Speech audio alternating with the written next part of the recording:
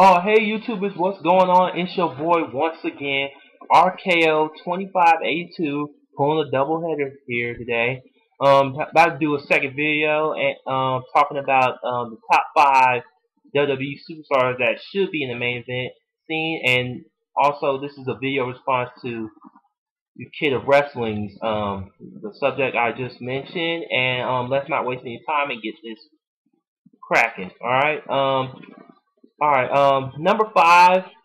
I'm kicking off this list of who should, in my opinion, be in the main event scene right now in WWE is Christian. I know Christian is right now somewhat in the main event with Randy Orton since he just turned heel and no, and keeping this rivalry strong. But I'm having this fear that if they're gonna push him back down the mid card team, and I don't want that to happen. I want Christian to stay in somewhat in the main event because SmackDown's main event scene is just it's kind of lacking right now. So because they need some more main eventers because since they took up all the good stars and sent them to Raw, it's like SmackDown's just dying for some main eventers waiting to happen.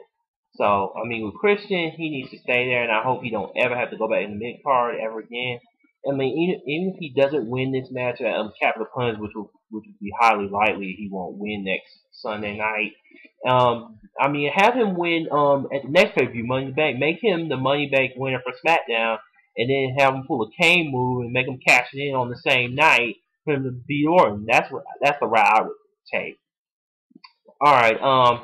Number four on my list is my boy Cody Rhodes. And what can I tell you? My boy Cody Rhodes has come so far since his days when my dad used to watch him back in his amateur days in Wheeler High School.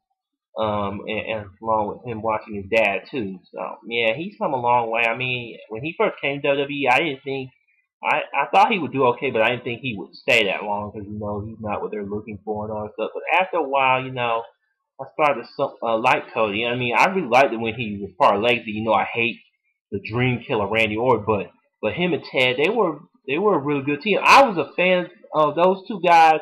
I know back in Night Champions 2008, when I found out Cody Rhodes was the mystery guy all this time, I was like, wow. And it made me a huge fan of Ted too. I know also. I know, and then after that night, he was destined for great things, and especially right now with his current character, with him Doctor Doomish type of deal, it's pretty insane, and he's kind of funny. It's like when he's telling all these things, put the paper bags on. Psycho man, once again, I mean, he's coming to his own, and he's starting to shade out from his dad's roots and stuff, like coming superstar of his own. And that's what Ted DiBiase needs to do, in my opinion. Because when they try to make him like his dad with the $1 million belt, all that type of deal, it didn't work. Like Orton didn't do that. I mean, he shot away from his grandfather and his dad, and that's why he's where he's at now. I hate his guts still, and Cody Rhodes finally understood that, and I'm hoping Teddy DiBiase understands that too someday. Okay, number three on my list is you know who this is, my boy, boom, boom, boom, Kofi Kingston, and I cannot stress this man enough. I mean, this dude should have gotten that main event push back in late 2009, going into 2010, and he looked like he was on his way. I mean, nobody was hotter than Kofi Kingston in that time. I mean, he was doing so well. I mean, he did well at he was doing kicking Orton's ass left and right. He even won the Survivor Series match for his team back in '09, and he even beat Orton and Punk within 10 seconds. I mean, that's amazing. I even marked out big time when that happened. And then he had a good match with him, I think, at TLC, even though he came on a losing end. And then sadly, that triple threat match with him, Cena, and Orton for the number one contender spot for the WWE title. I mean, as we all know, pretty much the highlight of that whole match. I mean, him kind of somewhat botching.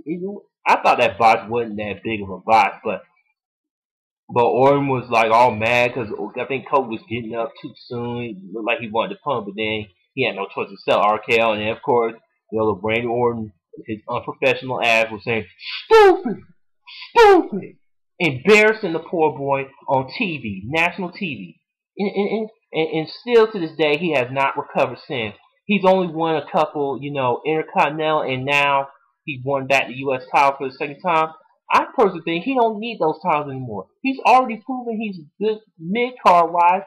Personally, I think he's just damn wasting his time in the mid card. And recently with this past Monday's Raw, when they made that awesome promo package to him, it proves to me that there's somewhat hope of Kofi's left. I know they might somewhat give him a second chance with his push. I don't know.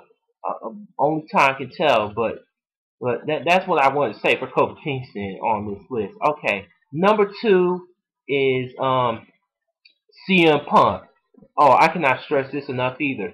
CM Punk right now is just, oh my god, he looks weak as all get out. And I know this recent Orton Punk feud that they renewed, and like Punk didn't even get not one victory off of Orton, not a one. And I thought he would get that Extreme Rules, but nope. Just like at WrestleMania, Orton had to be the winner yet again. And it's just like he really has fallen since late 2009. After him losing Hell in a Cell for the title and his Taker. After that, he has not recovered since. I thought he would do okay with the Stray Edge Society, but that bomb later on in the year too. And then now with this new Nexus thing, you thought he would make Nexus stronger and all that stuff before, but sadly, they're pretty much like another, like the second coming of Stray Edge Society. I mean, it's just like it's going down. Even though they have the tag team titles and stuff, but still, it's just like they just need to end New Nexus, in my opinion, because it's just like Nexus was not as strong as it was last summer, because it really took everyone off guard, especially yours truly. So, I mean, and about the rumors about CM Punk leaving towards the end of this summer, not renewing a deal with WWE and stuff since he doesn't like the way he's being used and all this stuff. So I'm praying that he gets a good deal and stay. Because, I mean, I've been a fan of him since day one, since '06. I mean, he was amazing. I was like, he was good as hell. And then, in my opinion, 2008 was the year of Punk. He won the ECW title.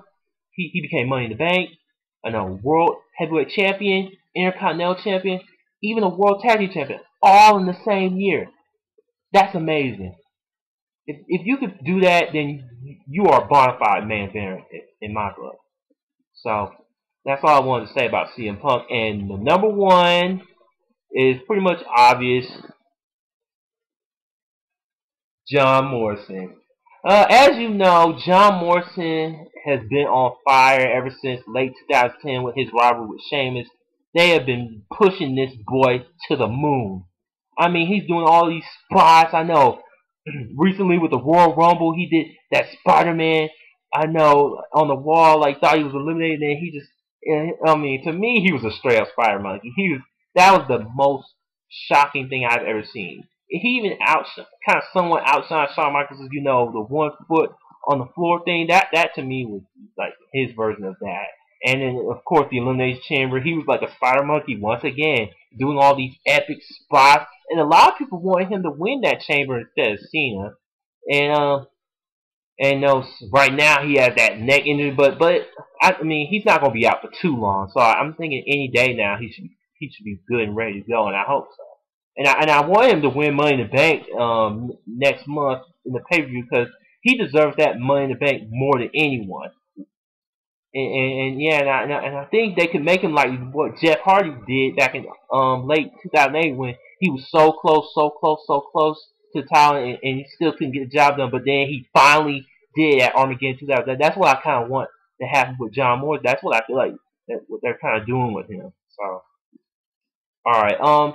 Anyways, that's all I wanted to say about my top 5 WWE superstars that should be in the main event scene. And go up to the description box and subscribe to Kid Is Wrestling, and he's pretty good, and I recommend once again subscribe to him. Anyways, this is your boy RKO 2582 signing off.